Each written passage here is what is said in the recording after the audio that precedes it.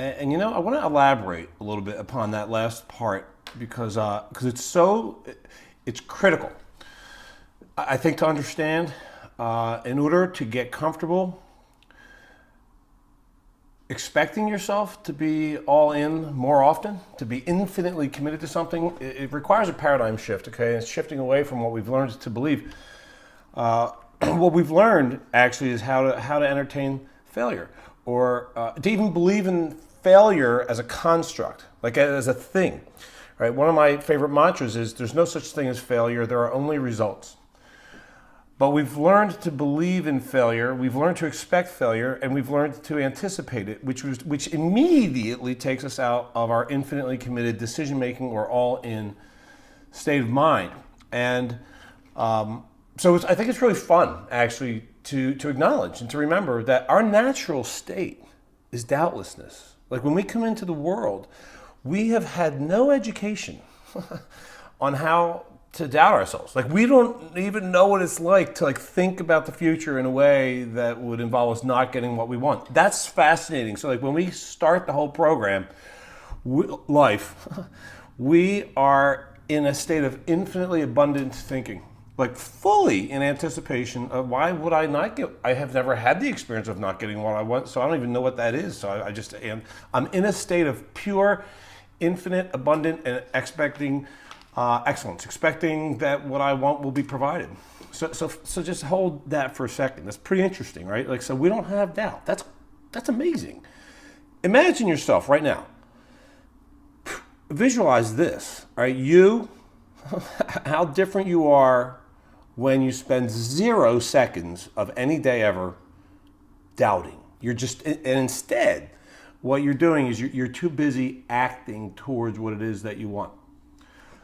I'm not joking. I want you to seriously visualize that. And that's actually a good idea to do a lot, is visualize yourself when you're that person. When you're too busy doing what it takes to entertain the possibility of failure. So it's important to know that when we're in our natural preconditioned state, which is all inness, which is infinitely committed, which is completely in or uncognizant, not aware of the possibility of not getting, having, being, or doing what we want, then the action that we take is, this is huge. The action that we take is more immediate, is way more bold, and is significantly more masterful or likely to work. And when I say bold, it's immediate because we're not waiting, because we're not wasting time deliberating, right? And our action is more bold because we're not wasting time wondering, oh, what will they think of me? Maybe that's too aggressive. Maybe if I just circumnavigate my historical contact person in this company to try to make a huge sale, and I instead try to go straight to the CEO, they'll just think that I'm really inappropriately aggressive. It's who gives a damn what they think? I cannot even waste time on that consideration when I have made the decision that I'm going to make this sale, for example. Okay? I have no self-consciousness. And of course, then the action is more masterful because I'm not acting from a place of fear. There's no fear. There's just this is the right thing to be doing. So I'm not acting like a jerk.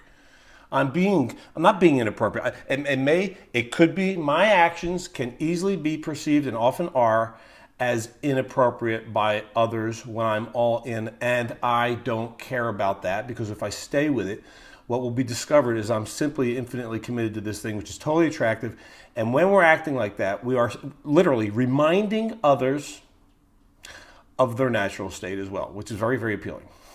Okay, so that's a really important addition here that I wanted to comment on before we move on to track 4, which of course is the distinction all in versus all other states.